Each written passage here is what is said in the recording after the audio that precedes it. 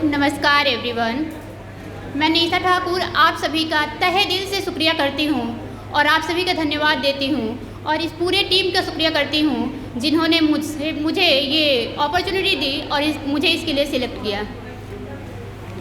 तो मैं शुरुआत करती हूँ कि पूरी दुनिया ही मुझे पागल कहती है, पूरी दुनिया ही मुझे पागल कहती है, आप मुझे महापागल समझ लीजिएगा। मैं माफ़ी पहले से मांगती हूँ, कुछ गलती हो तो प्लीज़ मुझे माफ़ कर दीजिएगा। भेदभाव अभी ख़त्म कहाँ हुआ, वो तो अभी भी जारी है। भेदभाव अभी ख़त्म कहाँ हुआ, वो तो अभी भी जारी है। मेरे जगह खुद को रख कर देखिए तो सही, आपको भी लगेगा ये हमारी आप बीती कहानी है। लड़का होने पर क्यों मिठाई बांटी जाती है और लड़की होने पर क्यों शोक मनाया जाता है। कैसी परंपरा है ये कि सिर्फ लड़के के जन्म पर ही सोहर गाया जाता है। बच्चों का रिश्ता माँ से 9 महीने ज़्यादा का होता है, फिर भी माँ से पहले पिता का नाम ही क्यों पूछा जाता है। जब राम और कृष्ण जाने गए अपनी माँ के नामों से, तो ये ज़माना आज क्यों जाना जाता है अपने पिता के नामों से। लड़की को मिलती है गुड़िया और लड़के को बैट बल्ला थमाया जाता है। मैं लड़की हूँ, जी हाँ जनाब, मुझे मेरी हदें बचपन से ही समझाया जाता है।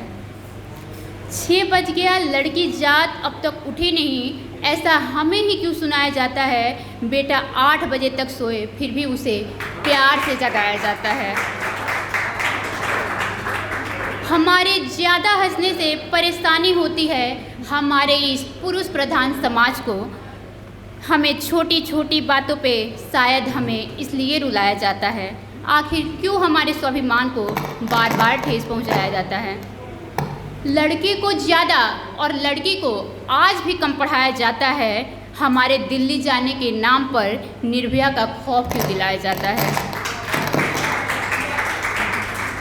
सोशल मीडिया से दूर रहो, ये प्रवचन सिर्फ लड़की को सुनाया जाता है, जबकि हमारा फेक वीडियो तो ज़्यादा लड़कों द्वारा ही फैलाया जाता है।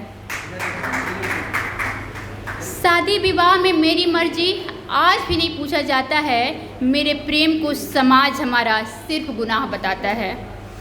जब दहेज एक कुप्रथा है तो इसे क्यों बढ़ाया जाता है। हम भी इंसान हैं, कोई चीज़ थोड़ी है जो हमारा सौदा किया और कराया जाता है।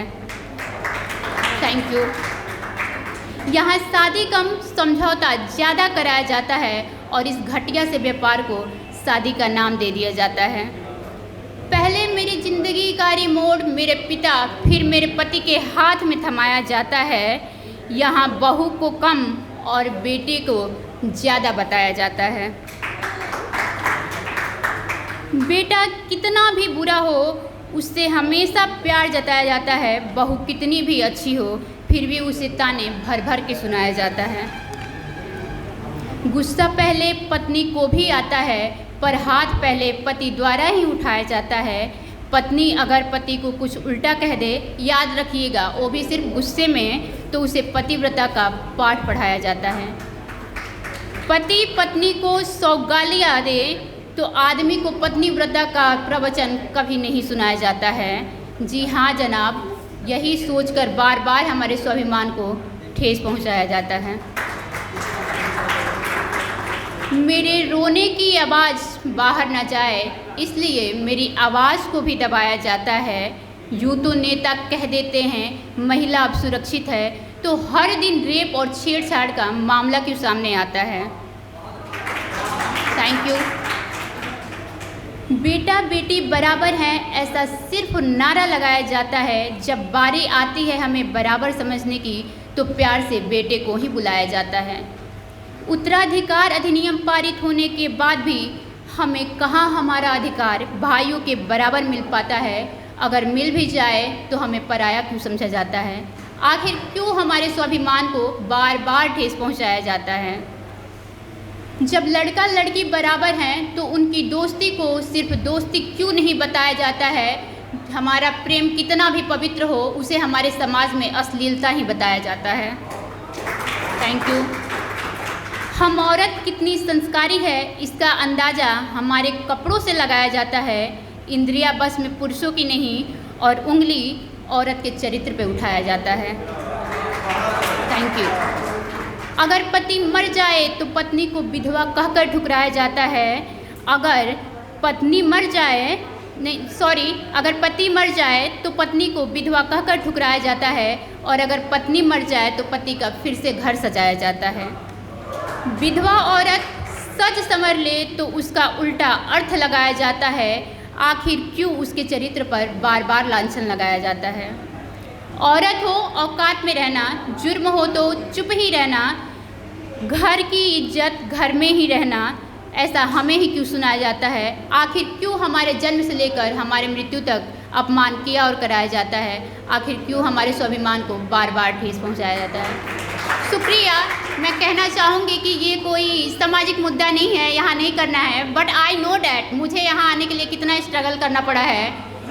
बहुत स्ट्रगल करना पड़ रहा है। बहुत सारे लोग 5-6 लोग इसमें पार्टिसिपेट करना चाहते थे बट उनके पेरेंट्स अग्री नहीं हुए, जस्ट बिकॉज ऑफ ये रेस्टोरेंट में हो रहा है। तो मैंने बस यही सोच के यहाँ किया कि कोई भी एरिया हो, अगर हमें ये मौका मिलता है अपनी बात रखने का तो हमें ज़रूर रखना चाहिए।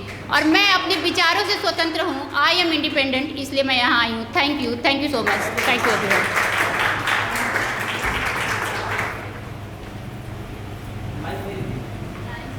Sir mike please.